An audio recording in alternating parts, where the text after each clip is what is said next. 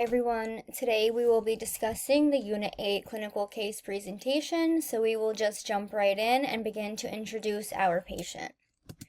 Today we will be talking about our patient LC, and we will be discussing some of her relevant medical history, her basic information, and ultimately lead up to her treatment methods that we will be implementing. So we will be discussing patient LC. She's a 32-year-old female who works as an English archaeologist / treasure hunter. She is single with no children, and she works in remote locations. However, she does promote a healthy lifestyle. She does not drink or smoke, and she is fairly active. LC is underweight and has a BMI status of 17.4 with a current weight of 53.6 kilograms, which was taken via a bedside scale, and she is about 175 centimeters tall. LC also does have a usual body weight of 61 kilograms. So we'll take a look at some of her relevant past medical history, such as her vitamin D and B12 deficiency, which could have led up to some of her injuries that she's experienced in the past, such as her right shoulder rotator cuff tear, her ACL injury, and even her pelvic fracture. She could have just been experiencing some weakness within her body and her bones that impacted some of those injuries. She also has some nutrition-related conditions, such as Crohn's disease, hypothyroidism, and acute pancreatitis, which could be affecting her overall digestive system function. If we take a look at some of her medical diagnosis over the past couple of months, LC had visited a remote village for some pain she was experiencing, where she ended up being diagnosed with gastritis. LC was provided with antacids for the diagnosis. However, she did not get any relief from the antacids and was transported to a major medical center in Texas for further treatment. Upon arrival at the hospital for treatment, LC mentioned she had a 3-month history of abdominal distension, nausea, poor appetite, new onset vomiting, and worsening within epigastric pain.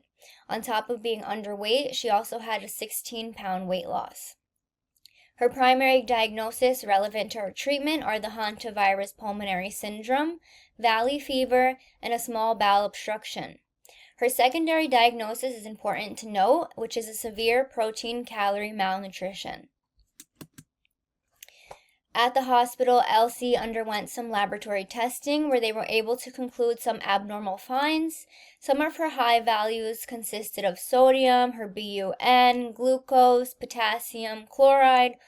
All of these could have been high, likely to infection, her overall body function at the time related to her current status of her health, possible dehydration and infection.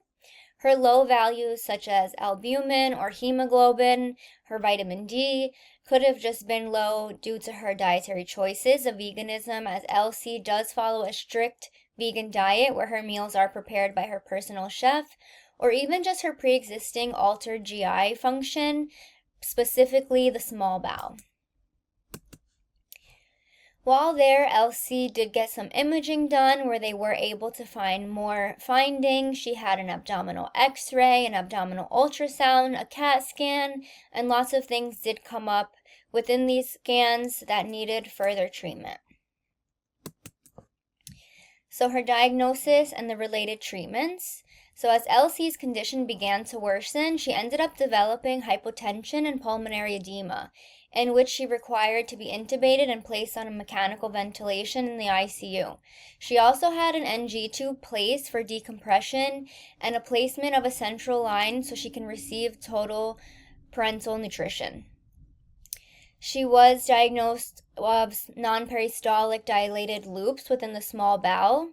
Her jejunum had a mass in the distal portion, and 100 centimeters of the proximal portion was found to be necrotic. Her terminal ileum had some wall thickening, observed to be the small bowel obstruction, secondary to ascariasis associated with the bowel ischemia. Her duodenum had a palpable bizarre mass and duodenal perforation. Her abdominal regions had some curvilinear soft tissue density cords, which were found in the stomach, and some gaseous dilation and air-filled tubular structures that were found in the abdomen and pelvis. Her related treatments of the previous diagnosis we just discussed, where her bizarre mass was moved through the intestinal lumen into the necrotic section of the jejunum. Her entire duodenum was removed. 100 centimeters of the proximal portion of the jejunum was also removed. And following that, an end-to-end anastomosis was created. Her bowel function was recovered, and she was able to be extubated, and the NG tube was removed, and which led to the PEG placement for enteral nutrition. So her clinical situation, which we just discussed, was her altered bowel function related to her diagnosis that we had previously mentioned. She's undergoing some procedures which are targeting her small bowel and the treatments for those necessary. We need to provide LC with adequate nutrition for her current health state. The etiology of the clinical situation could be related to the hantavirus pulmonary syndrome, which is a rare fatal condition caused by rodents. And those symptoms were expressed by LC, such as her fever, body aches, and headaches. Her ascosauriasis, which is a common intestine infection caused by parasitic roundworms, which also consisted of some related symptoms such as abdominal pain, malnutrition, and intestinal blockage that LC also expressed. LC does have pre-existing altered bowel function, so the addition to these two did not make it so great for her, which could have led to further malnutrition, such as being caused by the roundworms. And her symptoms, in which we've already discussed, like her abdominal distension, weight loss, nausea, vomiting. If we take a look at the PES statement related to LC's condition, her problem would be that she has increased nutrient needs, the etiology being duodenum removal, jejunum and ileum resection, small bowel obstruction, and her dietary preferences of veganism. Her signs and symptoms continuing to be the 16-pound weight loss, her BMI status of underweightness, micronutrient deficiencies, and once again, her severe protein calorie malnutrition. So her PES statement would be increased nutrient needs of all micro and macronutrients related to the duodenum removal, resection of the jejunum and ileum, small bowel obstruction secondary to ascosauriasis, and dietary preferences of veganism as evident by 16-pound weight loss, a BMI of 17.4, vitamin D and B12 deficiencies, and severe protein calorie malnutrition. Her nutrition implications are profound due to her critical illnesses, her procedure history, and dietary patterns of veganism. The extensive small bowel resection and duodenum removal resulted in some lifelong needs that will consist of a high protein, high calorie diet, in addition to the lifelong risk of micro and macronutrient deficiencies. Some nutrition implications caused by the removal of the duodenum can consist of deficiency risk for iron, calcium, magnesium, impaired digestion of protein, fats, and complex carbs. She will have minimal micronutrient absorptions, and a possible risk for diarrhea, which can lead to dehydration. Her jejunum resection that will restrict absorption of protein, carbohydrates, and vitamins. She will have decreased absorption surface area, which can continue to lead to maldigestion, malabsorption, and promote for additional weight loss. And in addition, nutritional supplements may be needed to support the jejunum for her throughout her life. The ileum resection compromised her vitamin B12 absorption, which will require lifelong supplementation, bile salt malabsorption, in which can result in fat malabsorption, and reduction of fat-soluble vitamins, of vitamins A, D, E, and K, which will have the risk of lifelong dehydration.